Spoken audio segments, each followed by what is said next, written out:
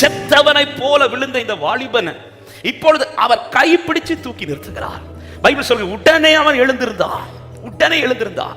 இங்க இவனை கைப்பிடிச்சு தூக்கி எழுப்புவதற்கான காரணம் என்ன? ஏன் ஆண்டவர் இந்த வாலிபனை கைப்பிடிச்சு தூக்கி விட்டார்? ஏன் இப்ப இவன் மேல கை வச்சுட்டார்னா அவனுக்கான வார்த்தை அவர் பேசிட்டார். அவன் வாழ்க்கையில அவனுக்கான வார்த்தை அவர் வாயிலிருந்து புறப்பட்டுச்சு. வாயிலிருந்து வார்த்தை வந்துட்டுனா அடுத்து கையிலிருந்து வல்லமையா வரும். எத்தனை பேருக்கு நான் சொல்ற வார்த்தை புரியுது? எனக்கு அவர் வாயிலிருந்து வார்த்தை வந்துட்டுனா அடுத்து அவர் கை எனக்காய் வேலை செய்யணும் நம்புறவங்க மட்டும் நல்ல கரங்களை தட்டி ஹalleluya. ஒரு தேவ பிள்ளையே, ஆண்டவர் வாயிலிருந்து உங்களுக்கு ஒரு வார்த்தை வந்துட்டுனா அடுத்து நீங்க எதை பார்க்க போறீங்க தெரியுமா? இனி வார்த்தை இல்ல, இனி கைக்கு வல்லமையை கர்த்தர் வெளிப்படுத்துவார்.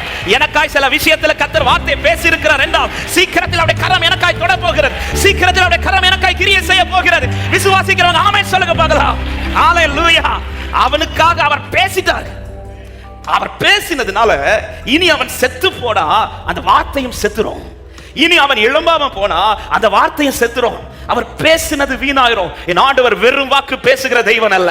அவர் வாயிலிருந்து ஒரு வார்த்தை எனக்காய் வந்தது உண்டானால் அது என்னை உயிர்ப்பிக்கும், அது என்னை நிலை நிறுத்தும், அது என்னை எழும்ப பண்ணும். விசுவாசிக்கிற தேவ பிள்ளைங்க மட்டும் ஆமென் என்று சொல்லி ஹalleluya. வேற யாரும் அவனை கைப்பிடிக்க முடியாது. ஏன்னா வேற யாரும் அவனுக்காய் பேசல. ஆனா அவர் பேசிட்டாரு. பேசி கொஞ்ச நேரத்தில் அவன் சிச்சுவேஷன் எப்படி ஆயிடுச்சுன்னா செத்தவன் போல. இன்னைக்கு அநேகருடைய வாழ்க்கை இப்படிதான் இருக்கு. பேசின பிறகுதான் ஆண்டவர் இப்படி ஆயிட்டு.